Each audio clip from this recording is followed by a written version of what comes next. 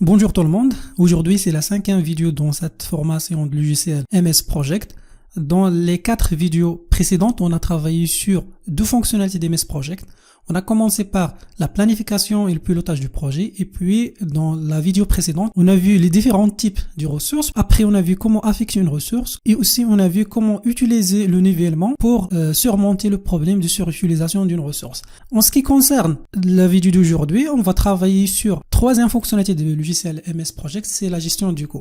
Je vous rappelle qu'il y a 3 types de ressources. Il y a les ressources de type travail, les ressources de type consommable et les ressources de type coût. On va commencer d'abord par les coûts des ressources de type travail. Alors, une ressource de type travail, c'est une ressource qu'on peut l'utiliser pour réaliser plusieurs tâches. En ce qui concerne les paramètres d'une ressource de type travail, premièrement, on a le taux standard par heure, c'est-à-dire le taux de rémunération pour le travail normal. Puis, il y a les taux des heures supplémentaires. C'est la ressource à ajouter des heures supplémentaires dans la réalisation de la tâche. Et puis, on a le coût par utilisation. Ce 3e paramètre signifie le coût alloué chaque fois qu'une ressource est utilisée. Pour bien comprendre, on va utiliser l'exemple de la construction d'une maison. Dans cet exemple, on a la ressource plombier, c'est une ressource de type travail. Le taux standard de travail de cette ressource dans notre projet, c'est 20 dirhams par heure. Ce qui concerne le taux des heures supplémentaires au-delà de sa disponibilité, donc c'est 30 dirhams par heure. Et ce qui concerne le coût d'utilisation, c'est-à-dire à chaque fois que j'utilise cette ressource, je dois allouer un coût de 100 dirhams. On suppose qu'on a les 2 tâches suivantes, la tâche plomberie et la tâche électricité. On va essayer d'estimer le coût de réalisation de la tâche plomberie. Lorsqu'on affecte une ressource de type travail, pour la réalisation d'une tâche, on doit savoir 2 choses. La première chose, c'est la disponibilité de la ressource. Ici, on suppose que la ressource plombier va travailler en plein temps sur le projet, c'est-à-dire la disponibilité, c'est 100%. On suppose aussi que le nombre des heures de travail par jour, dans notre projet, c'est 7 heures de travail par jour. Alors, pour calculer le coût de la réalisation de la tâche plomberie, on va prendre 20 dirhams, donc multiplié par 7, puis multiplié par 5 pour la durée de réalisation de la tâche, puis il faut ajouter 100 dirhams comme coût d'utilisation de la ressource. À chaque fois que j'utilise la ressource, je dois ajouter 100 dirhams dans le calcul du coût. Alors le résultat, ou bien le coût de réalisation de la tâche plombier après l'affectation de la ressource plombier, c'est 800 dirhams. Maintenant, je passe à la ressource suivante, c'est la ressource consommable. Je vous rappelle qu'une ressource de type consommable ne consomme pas 2 heures de travail, mais elle peut être épuisée, c'est-à-dire on utilise des unités. Il y a 2 paramètres. Le premier paramètre, c'est le taux standard par unité. Le deuxième paramètre, c'est la même chose comme une ressource de type travail, c'est le coût par utilisation, c'est-à-dire le coût qu'on doit réserver ou bien allouer à chaque fois que j'utilise la ressource de type consommable. Pour bien comprendre, je reviens à l'exemple de la construction d'une maison. On suppose que pour la réalisation de la tâche plomberie, on ait besoin d'une ressource de type consommable. Ici, c'est robinet. Le taux standard de cette ressource, c'est 300 dirhams de chaque robinet. Et puis, le coût d'utilisation, on va supposer que le coût d'utilisation ici, 0 dirhams. Alors, je reviens à notre exemple. Le coût jusqu'à maintenant de la réalisation de la tâche plomberie, c'est 800 dirhams. Si j'affecte 4 robinets pour la réalisation de la tâche plomberie, le coût devient 300 dirhams fois 4 plus 800, ce qui va donner à la fin 2000 dirhams comme coût de réalisation de la tâche plomberie. Maintenant, je passe à la ressource suivante, c'est les ressources de type coût. Je vous rappelle que les ressources de type coût sont indépendantes des ressources de type travail ou bien du type consommable. C'est-à-dire qu'on ne parle pas de la quantité ni de la durée. Il y a ici un seul paramètre à régler toujours, c'est le coût. Donc toujours le coût d'une ressource de type coût, c'est un coût fixe.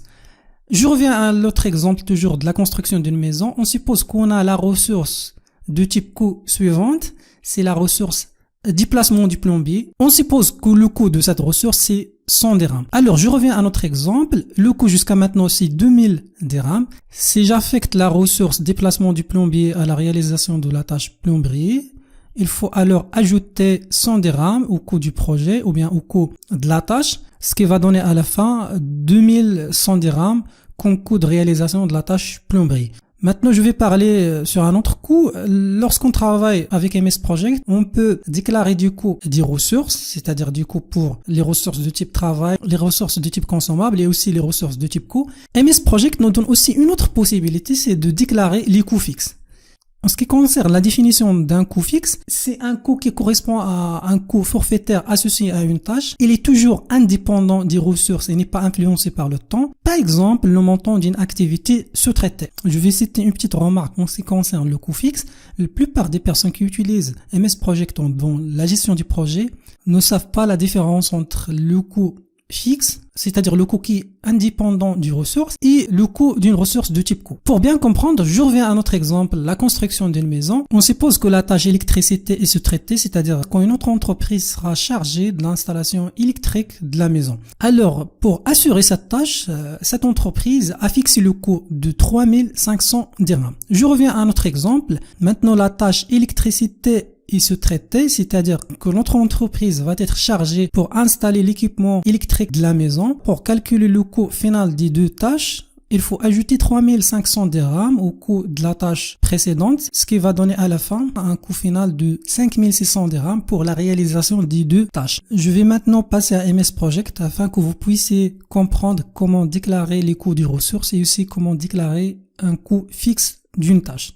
Alors, on va travailler sur le même exemple qu'on a vu dans la vidéo précédente, c'est-à-dire la construction d'une maison. Pour ajouter les ressources à ce projet-là, il faut aller au tableau de ressources. On doit cliquer ici et après choisir tableau de ressources. Puis, on va essayer de saisir dans un premier temps les différentes ressources. Alors, on a dit qu'il y a 3 ressources. La première ressource, c'est la ressource plombier. La deuxième ressource, c'est la ressource robinet. La troisième ressource, c'est la ressource déplacement du plombier.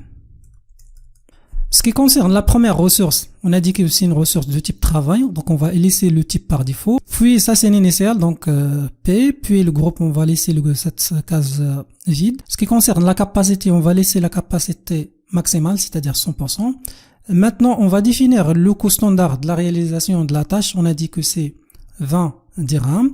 La colonne suivante permet de déclarer le taux des heures supplémentaires. Donc, on a dit qu'on va choisir 30 dirhams. Ce coût-là sera appliqué uniquement si la ressource travaille au-delà de sa capacité maximale. C'est-à-dire, si on a 7 heures, s'il dépasse 7 heures, elle va travailler après avec 30 dirhams par l'heure. Non, ça c'est le coût par utilisation. À chaque fois que j'utilise la ressource, on a dit qu'on va utiliser 100 dirhams. La colonne suivante permet de choisir comment et quand on peut facturer les heures normales et aussi les heures supplémentaires de la ressource. On va laisser le choix par défaut. Puis la colonne suivante permet de choisir le calendrier de travail de la tâche. On va laisser le choix par défaut, c'est le calendrier standard.